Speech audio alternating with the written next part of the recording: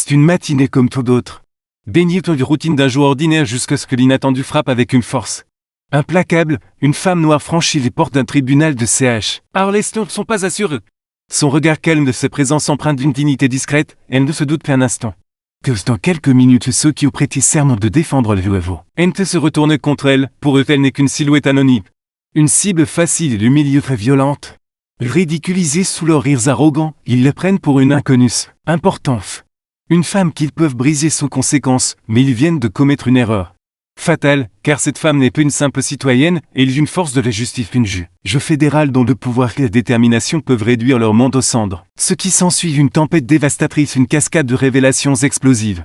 Une quête implacable pour la vérité et un retournement de situation dans des salles d'audience qui ébranlent les fondements, pions même du système. Préparez-vous à être bouleversés car cette histoire va vous captiver, vous secouer et vous inspire. Vous n'êtes pas prêt pour ce qui va se dérouler sous vos yeux. À l'autre instant, lève-le plongez dans ce récit. Et partagez avec nous dans les commentaires d'où vous nous regardez, à quelle heure, laissez votre voix et rejoindre ce moment historique. Il était un peu plus de 8 heures du matin lorsque Celeste Monroe descendit de celui argenté. Gravit les marches de pierre du tribunal fédéral de Charleston, le soleil se levait lentement. Derrière, les vieux chênes couverts de mousse espagnole, projetant de longues ombres sur les marches, elle ajustait le col de son blaze et bleu marine. Redressa les épaules et serra un mince portfolio cuir-d'âne. Est-ce une main? Ses talons claquaient doucement contre le béton. Chaque pas était une déclaration. Silencieuse, il ne portait peu sa robe de juge hors de tes salles d'audience, et ne le faisait jamais. Le préférait entrer dans les bâtiments comme une citoyenne qu'elle avait posée observatrice, mais ce jour-là, elle ne fut pas accueillie comme une juge, et ne fut même pas perçue comme une personne d'autorité. Elle n'était qu'une femme noire entre dans un lieu où le pouvoir n'avait jamais été facile à conquérir. Au poste de contrôle de sécurité principal, l'atmosphère changeait dès qu'elle s'approcha. Lui, Siran Jake, connu pour son attitude rigide et son comportement boule, Scoop plissa les yeux lorsqu'elle s'avançait vers le détecteur de métaux. Il ne la reconnut pas, surtout. Il se moquait, il s'avança les avant-bras épais croisés et levait une main gantée. Madame, dit-il d'une voix bourrue, je vais vous demander de sortir de les fils. Celeste s'arrêta un instant. Y a-t-il un problème? Officier Féric Laterne répondit immédiatement, ses yeux la scrutèrent de ses mèches sargentes, soigneusement tressées à ses pantalons repassés. Jusque l'expression calme et assurée de son regard, quelque chose en elle le dérangeait. Il semblait elle se place, dans son nom petit comme elle devait être rappelée l'ordre. Plaie d'identification visible, vous ne pouvez plus entrer dans un bâtiment fédéral comme ça. Marmonna-t-il, Celeste tendit calmement la main dans son blaze et produisit ses accréditations. Fédéral, le 2 scintillait sous la lumière. Mais Jake n'y prêtait même pas attention, il prit de ses notes et jeta un coup d'œil superficiel. Puis le glissa dans sa poche, et l'ossa un sourcil, je vais aux deux. Et qu'on me le rende, il s'approcha plus près, vous êtes pressé d'aller quelque part.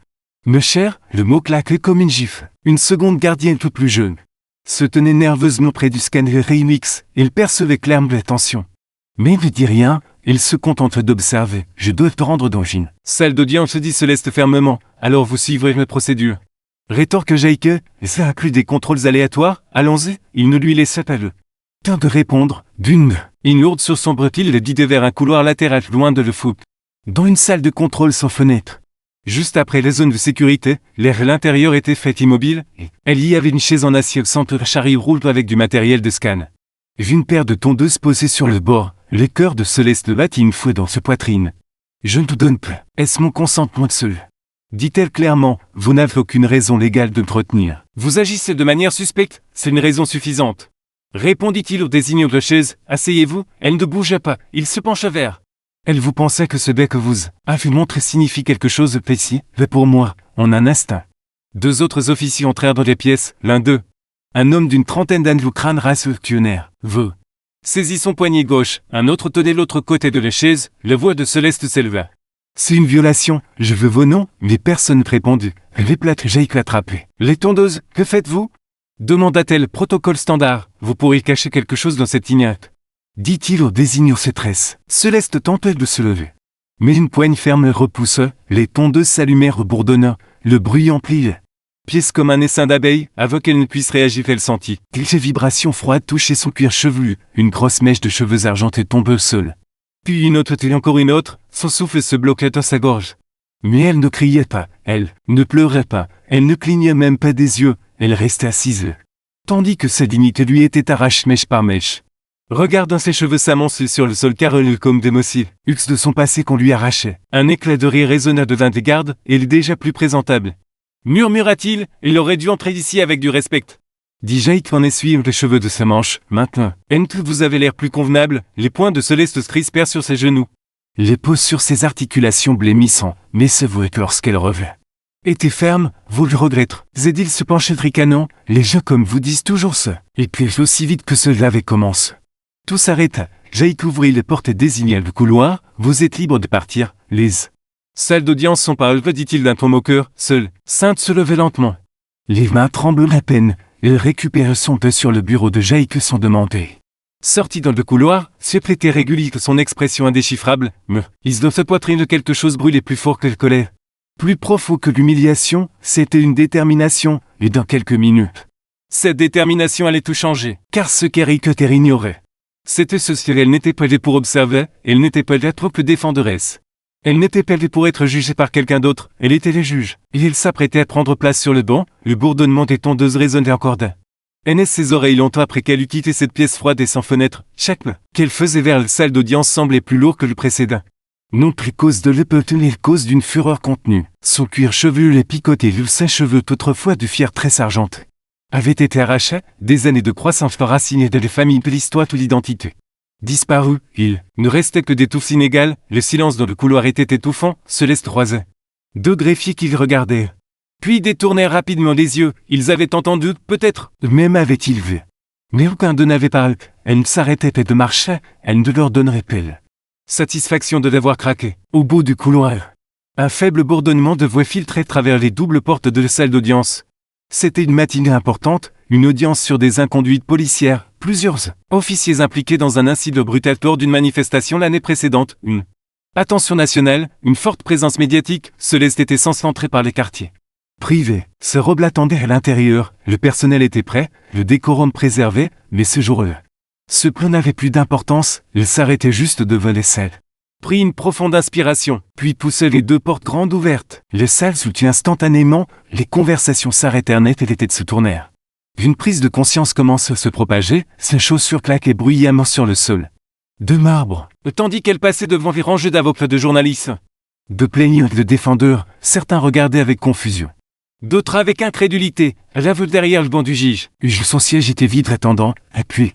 Cela les frappa, la femme qu'ils avaient vue escortée dans le couloir comme une suspecte. Celle dont le cuir chevelu portait des marques d'une brutalité, n'était pas une victime du hasard, elle était le juge. Céleste s'avança derrière le banc et se tourna lentement pour faire face à les salles, son visage était calme froid, mais le genre de calme qui ne vient pas de l'épée, mais de la précision. Quelqu'un, près de la table de la défense laissait tomber un stylo, l'huissier. Le même homme qui avait tenu les tondeuses était toujours posté près de la porte latérale, lorsqu'elle croisait son regard qu'elle se fige, complètement, ses lèvres s'entr'ouvrirent. Mais quand son de sortie, le se quittait son visage, elle ne s'y pas, au lieu de se lever. Elle tendit la main vers le robe plié soigneusement sur le bras de son siège, elle ne demandait pas d'aide, elle n'attendit pas de cérémonie, elle l'enfila elle-même. Un mouvement les fois, le robe reposait sur ses épaules comme une armure. Elle se tourna vers le greffier, le dossier est-il prêt, demanda-t-elle. La voix égale, la voix du greffier trembla, votre honneur, Céleste Chelette est une fois. Puis s'installe dans en siège. Le cuir grince doucement sous son poids, elle regardait droit devant elle, son regard ne toucha. L'homme qui l'avait humilié, pas encore, directement, nous commencerons aujourd'hui, par les témoignages préliminaires sur l'affaire 2371 Farad. État unique contre le département de police de Charleston. Dit-elle comme si rien ne s'était passé. Accusation d'abus de pouvoir usage excessif de force et violation des droits civils, toutes les parties sont-elles présentes? Un murmure de oui. Votre honneur résonna à retour, les avocats s'agitaient sur leur siège, certains avaient les yeux écarquillés, d'autres semblaient coupables et certains semblaient en colère qu'une femme noire est aux yeux entre après ce qu'ils supposaient l'avoir détruite, et ils les ignoraient tous, nous allons procéder. Le premier témoin fut appelé. Un officier qui était du service lors de la manifestation en question, un homme qui avait poussé un vétéran âgé au sol lors d'une manifestation pacifique lui brison de X-Côte, Céleste écoute l'attentive note prise de note. Ne pose aucune question, pire encore, du coin de l'œil. Elle vit Jake reculer lentement vers l'arrière de la salle, ses mains tressaillaient, ses ceintures, ses jambes s'agitaient nerveusement, il semblait vouloir disparaître comme s'il savait. Au fond de lui, vu que son moment approchait, il avait raison. Après le deuxième témoin, elle annonce une pause, la salle se vidait dans un brouhaha, même les avocats chuchotaient. Comme s'ils avaient peur de parler trop fort, Céleste reste assise, après plusieurs minutes lorsque seuls son greffier, deux officiers Jake restaient dans les pièces. Elle le regardait enfin, ici Jake, dit-elle. Les voix tranchantes comme du verre, il s'arrête à plein peu. Avance, il obéit. Se déplace comme un homme marchant vers le bord d'une falaise, déclinez votre nom complet pour. Le procès verbal, il cligna des yeux, pardon, vous m'avez entendu. Rank Jaike. Depuis combien de temps servez-vous comme huissier dans ce tribunal? 14 ans, elle tapotait un stylo contre son bloc-notes, une faute de faute. Puis se penche en avant, elle sait 14 ans, con. Combien de femmes avez-vous agressé dans cette salle de contrôle? Le visage de Jaike se vidait de toute couleur, je votre honneur. Je ne savais pas ce n'est pas ce que je demandais, il cherche, et de l'aide autour de lui, personne ne vint, combien de plaintes ont été déposées contre vous? Huissier Jaike, je ne suis pas sûr. La voix de Céleste s'éleva non pas volume mais précision, 12 plaintes formelles. Toutes enterrées. Toutes rejetées, parce que vous vous êtes caché derrière les procédures et les protocoles, ses bouches trembla, je ne savais pas qui vous étiez. Je pensais c'est bien le problème n'est-ce pas coupa-t-elle. Sa voix brisant le silence, vous pensiez que je n'étais perso, mais juste une autre femme noire que vous pouviez intimider, tracer, humilier pour le plaisir. Les pièces étaient d'un silence absolu, vous n'avez même pas pris la peine de demander mon nom. Jaike tenta de parler, aucun son de sortie, Céleste se levait du banc, à cause de vous. Ce tribunal, ce prétendu temple de la justice a été suivi, à cause de vos actions. Les saintetés de cette cour est maintenant remise en question, parce que vous avez agressé une juge fédérale dans son propre tribunal. Vous faites maintenant l'objet d'une enquête criminelle, effective immédiatement, elle se tourne vers les officiers près de la sortie, escorte l'huissier Jaike en détention, séparés d'eux. La population générale des accusations formelles suivront. Les officiers se déplacèrent rapidement, mais non déjà pas, non attendez. Criait Jaike, vous ne pouvez pas faire ça, mais il avait tort, il l'avait déjà fait. Les salles d'audience ne ressemblaient plus à une salle d'audience, peu après ce qui venait de se passer. L'huissier Rank Jaike est autrefois un symbole de contrôle et d'intimidation dans ce tribunal. Avait disparu escorté menotté par 2 officiers silencieux, son père rendu de son pouvoir arraché. Mais l'onde de choc persista, elle était donc silente. Dans le bourdonnement trop bruyant des ventiles, au plafond. Dans les regards au coin échangés entre le personnel qui savait depuis des années n'avait rien dit. Célestement ressassit dans son fauteuil, les doigts entrelacés sur le bas. Sa robe drapée sur elle comme de l'acier, il n'y avait pas de retour en arrière possible, mais vrai-il qu'elle ne le voulait. Têtu car quelque chose avait changé de peu seul venait. Mettons toutes les pièces, son greffier très discrètement. Tenons une nouvelle pile de notes, votre honneur, dit-elle prudemment. Est-ce prochains témoins sont en préparation? Céleste hochait la tête, combien de temps avons-nous? Environ 8 minutes, Céleste regarde au-delà d'elle. Vers les galeries maintenant vides, des rangées de pauvres bottes qui et les journalistes et le public reviendraient d'un moment à l'autre, mais ils pouvaient encore sentir la présence d'Arikader comme une tache d'huile sur du marbre poli. Elle expirait lentement, cette joue. On lui avait déjà défié toutes les attentes qu'il n'était que le milieu de la matinée. Les portes grinçaient derrière elle, Céleste se retourne, une jeune femme entre. Peut-être au début de la vingtaine. Les lunettes en plus d'avoir traversé le rôle courant, c'était l'une des stagiaires élégante, intelligente et discrète. Qui ne parlait jamais beaucoup sauf s'il s'adressait à elle, il semblait pâle, Céleste lui fit un petit signe de tête, pour veut bien, Megan hésite. Puis ferme la porte derrière elle, s'avança, je te voulais juste dire que je le dit-elle. La voix est peine plus forte qu'un murmure, ce qui s'est passé dans la salle de con. Rôle ce matin. Près de la zone de sécurité, je ne savais pas quoi faire, j'aurais dû dire quelque chose, j'avais peur. Céleste ne répondit pas tout de suite, elle observait les mains tremblantes de la jeune femme, puis elle dit doucement merci de me le dire, ce le compte, je ne peux arrêter ça, non. Répondit, puis Céleste, mais vous parlez maintenant, c'est plus que la plupart. Megan semblait sur le point de pleurer. Mais elle redressa les épaules et ajoute si vous avez besoin que je témoigne. Je te ferai. Céleste tendit les mains par-dessus le bureau et posa une main sur celle de la jeune femme, juste un instant sans mot. Juste de la chaleur, puis les portes de la salle d'audience grincèrent à nouveau.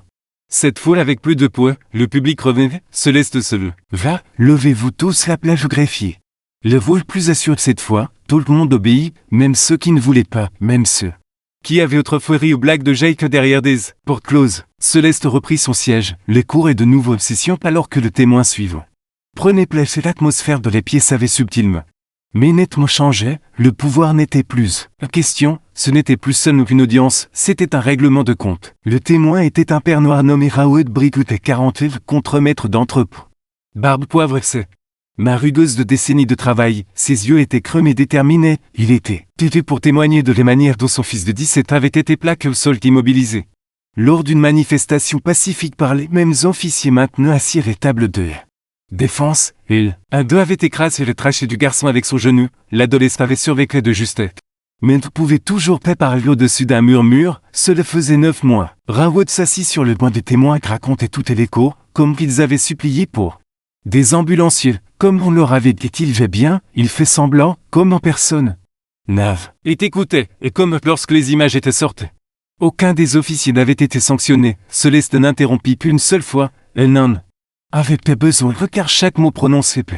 Cet homme était une lape tranche à travers les cercles laissant personne indemne. Lorsqu'il finit, Céleste se pencha en avant, Monsieur Brigg. Merci pour votre courage, je sais que ce n'est pas facile, il hocha la tête. Les voix tremblantes, je veux juste savoir que cela compte que quelqu'un écoute enfin, Céleste le regarde non peu depuis le bas.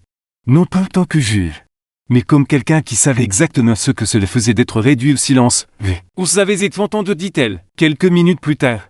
Après qu'il eut quitté le bain et passé lentement devant des officiers qui avaient failli prendre la vie de son fils, Céleste annonce une autre courte pause. Ce quartier était silencieux, presque trop silencieux, et elle s'assit un moment, regardant son reflet dans le miroir au-dessus du lavabo, ses cheveux inégaux. Les plaques brutes juste au-dessus de son oreille gauche. La femme dans le miroir ne ressemblait pas à une juge, elle ressemblait à quelqu'un qui venait de traverse une guerre, mais peut-être était ce seul fait justif une performance de Calvin. Une bataille pour les vérités, une bataille qu'elle n'avait aucune intention de perdre. On frappait les portes, sans greffier entrouvrit les portes moitié, votre honneur. Le bureau du procureur vient de soumettre une motion sous scellé, ils veulent aggraver. Charge contre Jake Limed, Yatman, violation des droits civils aux vertus de la loi fédérale, Céleste ne s'y est pas, bien.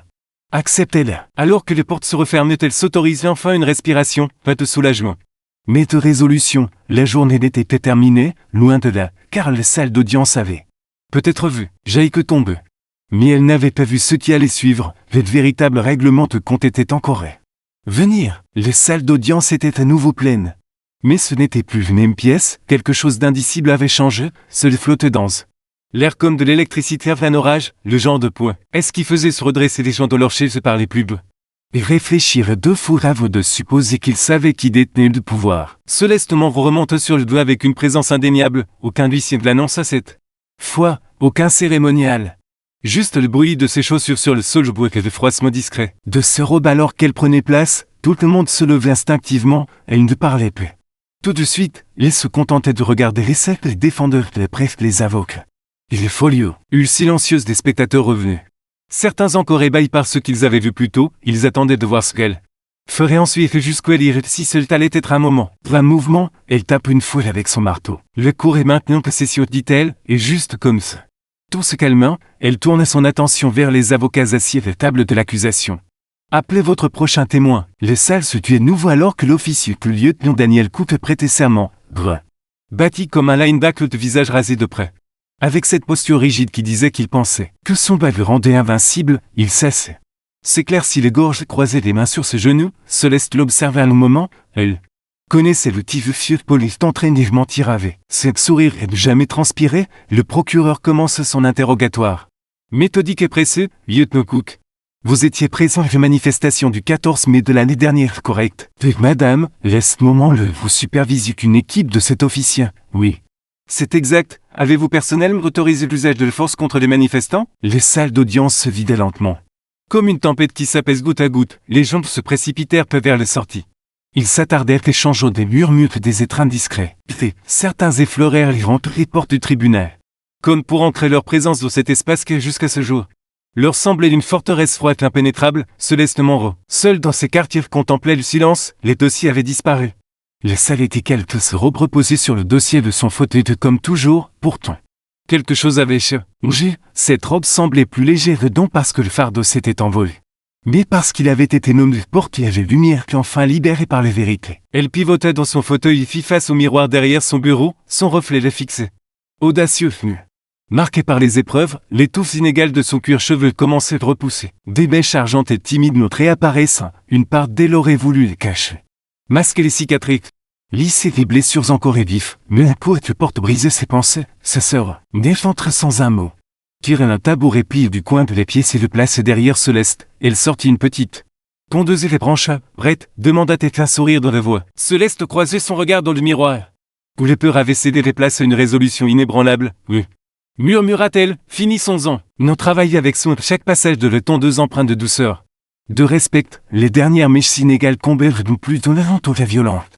Mais comme un choix à nouveau départ, lorsqu'elle eut terminé, elle tendit un miroir à Céleste, celle-ci le tourna lentement. Hésite une seconde avant de se regarder, les femmes qui lui faisaient face étaient fortes dépouillées de tout artifice et pourtant plus puissante que jamais, tu pourrais porter ce tous les jours. Dominer chaque pièce où tu entres, dit-elle avec un sourire éclatant. Céleste ne répondit pas tout. De suite, se contentant d'observer son reflet, c'est mon maintenant, dit-elle enfin. Doucement, l'ange corrigène. C'est toi depuis toujours, le monde vient juste de le comprendre. Ils échangèrent un sourire, un moment de complicité pure. Ce soir, Céleste quitta le tribunal, son perruque et son foulard, son chapeau, sa tête. Nue sous les lumières de la vie, tout semblait défier l'obscurité, en descendre sur le trottoir. Un petit groupe de passants aperçus, peu de caméras cette fois, peu de journalistes. Juste des gens, une femme âgée, le peau brune de tes lunettes épaisses. S'avançait et posait doucement une main sur son bras. J'ai jamais pensé vivre assez longtemps pour voir quelqu'un comme vous faire ce que vous avez fait. Dit-elle. Les voix tremblantes, Céleste serra sa main. Vous avez fait plus que survivre, vous avez été. Rassée la voix. Derrière elle, qu'une adolescente s'approcha timidement sans un mot, juste un regard, puis. Elle ôtait son souhait capuche, révèle son propre crâne rasé. Hocha la tête, Céleste lui rendit son geste. Un échange silencieux, une transmission d'héritage, plus tape sur son porche. Céleste contemplait son quartier paisible, les lampes des porches scintillaient doucement. Une brise agitait les chaînes. À l'intérieur, son téléphone vibrait, des textes, des emails, des titres de prête. Mais elle les ignora, ce soir-là. Il ne s'agissait pas du bruit, il s'agissait d'entendre enfin sa propre respirer. Dieu vibre profonde. Le lendemain, elle retourna au tribunal, les affaires reprirent. Du moins sur le papier, mais quelque chose avait changé, les regards persistent. Différent désormais, empreint de reconnaissance, que l'ascenseur des juifs, le concierge lui adressa signe d'un point discret contre sa poitrine. Un geste de fierté, un jeune gardien lui fit un pouce levé puis détourna les yeux. Rougissant, lorsqu'elle entra dans les salles pour une nouvelle audience, une simple affaire civile. Les pièces entières se levaient même que le greffier de l'annonce, cela n'était jamais arrivé. Auparavant, les caméras revenaient encore que les interviews qu'elle refuse. Les gros titres qu'elle ne lisait pas, mais un article scotché sur le frigo de la salle de pause. Attirer son attention, une jugée accent aigu des accent aigu. Râle refuse de recul après une agression publique et lance une réforme historique depuis le banc. Quelqu'un avait griffé des remarques de c'est notre juge, cela le fit sourire, elle n'avait pas. Elle cherchait à devenir un symbole, elle avait simplement fait son travail, mais tenez bon. Elle avait donné aux autres la permission de se lever aussi. Des mois passèrent, les salles d'audience autrefois empreintes de silence et de peur. Vibraient d'une nouvelle énergie, peu de perfection PVP.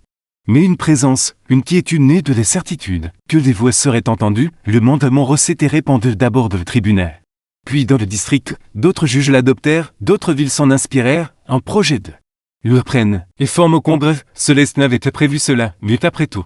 Tout de ce qui s'était passé n'était pas prévu, il n'avait simplement pas reculé, seul. Avait suffi à changer les donnes. Repensons à cette histoire. Je reçus une admiration profonde pour Céleste, son courage face à l'humiliation. Ses capacités à transformer les douleurs puissantes m'ont marqué, j'ai appris que les justice n'est pas un idéal abstrait mais une lutte quotidienne. Forgée par des individus qui refusent de se taire, cette leçon résonne au montre du pouvoir. Véritable ne réside pas dans un titre lunaire, mais dans la détermination à défendre ce qui est juste. Même lorsque tout semble perdu, Céleste me montrait que le changement commence par un seul pas. Un seul homme, une seule voix qui refuse de PL. Cette histoire ne concerne pas seulement une femme ou un tribunal, c'est une ode de la dignité. Les vérités. Ce qui se passe quand on dit en fait assez, Célestement honnête seulement appliqué. La loi, il trace qu'une mine dans le sable, elle nous rappelle que les justices ne se limitent pas. Punir mais exiger des comptes se relever après avoir été brisé, fait parler quand le silence est plus facile. Et diriger avec intégrité même quand le système se retourne contre vous, si cette histoire vous touche aussi, elle vous a fait sentir du temps de tout, si elle vous a rappelé que le changement, qu'il est possible de regarder paix pour vous, aimez cette vidéo. Partagez-le avec quelqu'un qui a besoin d'espoir. Abonnez-vous pour que nous puissions continuer à raconter des histoires qui comptent que des faits. Inspirez, disent la vérité vos hôtes, car la justice ne s'arrête que dans une salle d'audience, il commence avec nous ensemble et maintenant.